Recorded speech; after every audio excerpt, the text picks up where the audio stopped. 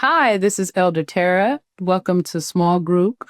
My name today is October the 19th, and I just preached a message on don't forget where God brought you from and how it is important not to take your grace for granted. Don't forget where God brought you from. I had a one-way ticket to hell, and God derailed that.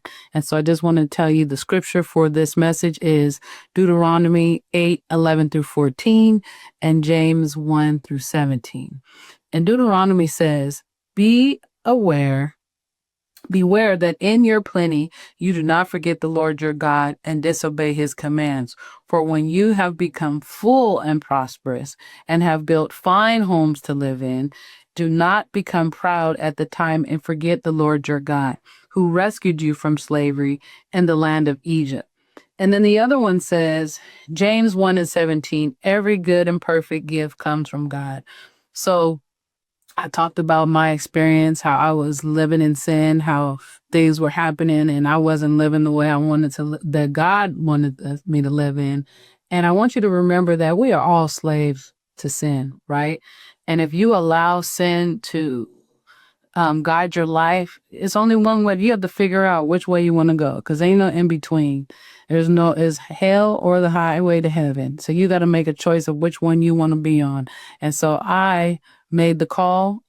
God heard my cry and he turned and rerouted my destiny. So I thank God for that.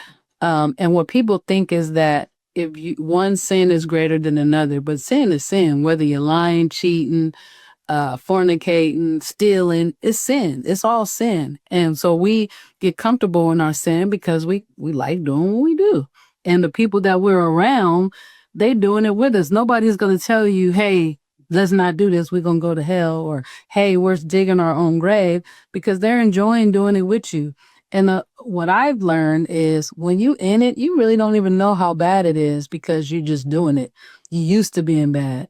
And so when you turn from that, the struggle really begins because you have to learn to give up the things that are pleasurable for you, to you, the things that make your flesh feel good.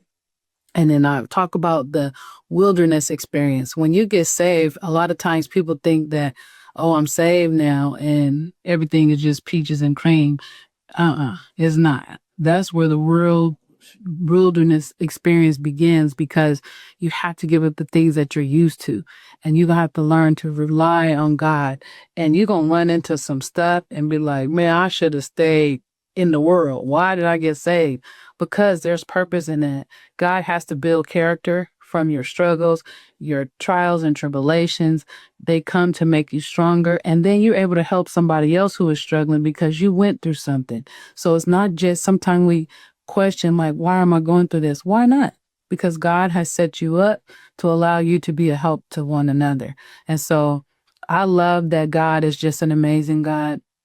But I want you all to remember, don't take your grace for granted. And it's easy to, we learned a few weeks ago, we talked about the pillar of salt, how Lot's wife turned into the pillar of salt because she just wanted to just glance back. I ain't even turning back on the camera because I ain't going to look back. I don't want to turn into the pillar of salt because I know where I was headed. I know what God did for me. So look, don't look back. I know your desires sometimes you be having them urges. Man, you better start fasting and praying, because the wages of sin is death. I can't keep it any realer than that. The Bible is real. Read the Bible. It tells you. And then we talk about Elder Faye, and Mama Faye, that's my mother. But she talk about when God says, I want you. And that's just how we are in the wilderness. You can't really see in front of you. All you know is God is guiding you through. You can't see in front and you can't look back. You got to be able to learn to trust God. And in that, you learn to be dependent on him. God will open doors for you that no man can close. You will get your healing. You suffer from heartbreak. You'll get healed. You'll get delivered and get set free. And then you will also be able to lead others. So in your small group, take time to take an inventory. Write down some of the things that you know God has brought you from. And then write down some of the things that are trying to distract you back to that. Remember, when something gets crazy, it seems like we always panic and forget, oh my God, I can't be the. In Matthew 6:23, I think it is, it talks about worrying. Don't worry about those things. God will feed you, clothe you, and keep you. It's nothing too hard for him, and you ain't going nowhere that God can't reach you. How God can get you, he'll come to the pit of hell to rescue you.